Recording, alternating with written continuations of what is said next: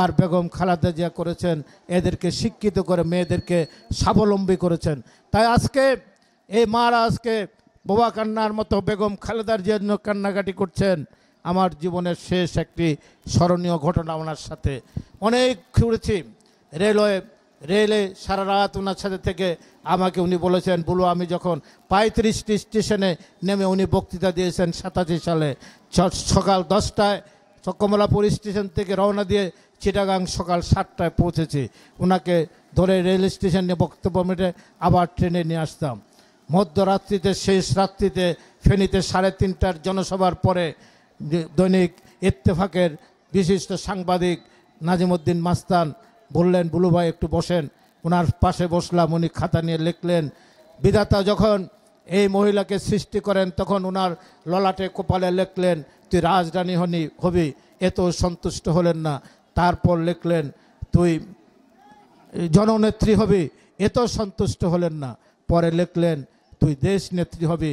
এটাই আজকে ওনার স্বীকৃতি। এই মহিলা কোনোদিন 1 টাকার অপরাধ করে না, 1টি দস্তব করে নাই।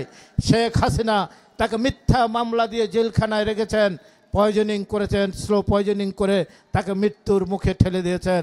আজকে শেখ হাসিনা তুমি ভেঙে গেছো। কত বিদ্রুপ করতো, এই বুড়ি মরে না কেন? তারেক রহমানকে বলতো, বাপের বেটার তোর সাহস থাকলে দেশে আয়। আজকে আপনি কোথায়? তাই আজকে বলতে চাই, একটু মনে রাখতে হবে, আমার জীবনের শেষ এই 5ই আগস্টের আগে 2 মাস আগে কোরবানির ঈদ হয়েছে। আমি ওনার সাথে দেখা করলাম।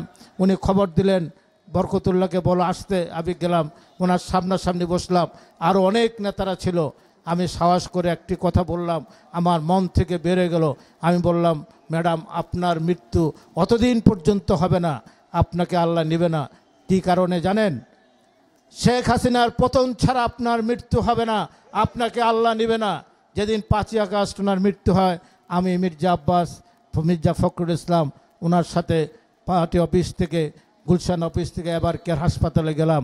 ওনাকে বললাম, ম্যাডাম আমি একটি ছোট্ট কথা বলেছিলাম। উনি শুধু মৃদু হাসলেন, আর কিছু বললেন না। এ হলো বেগম খালেদা জিয়া। এবং এই দেশের সবচেয়ে শ্রেষ্ঠ আলেম আল্লামা সাইকুল হাদিস, ওনার সন্তান মামিনুল হক সাহেব বেগম খালেদা জিয়ার সাথে শেখ হাসিনার পতনের পর দেখা করতে গেলেন। মামিনুল হক সাহেব আধা ঘন্টা কথা বলেছেন। উনি এসে বললেন, একটি বারের জন্য শেখ হাসিনার নাম বেগম খালেদা জিয়া উচ্চারণ করে নাই। এত শাস্তি দিয়েছেন, এত কষ্ট দিয়েছেন, তারপরও তার প্রতি ওনার কোনো বিদ্বেষ নেই। শুধু ওনাকে বললেন, মামিনুল হককে, একটি কথা আপনারা সবাই ঐক্য থাকবেন, বাংলাদেশের যেন স্বাধীনতা সার্বভৌমত্ব থাকে, আমরা যেন ঐক্যবদ্ধভাবে দেশকে উন্নয়নের পথে নিয়ে যেতে পারি, এই কথাটুকুই বলেছেন। আর অন্য কোনো কথা বলেন নাই, কোনো বিদ্বেষ।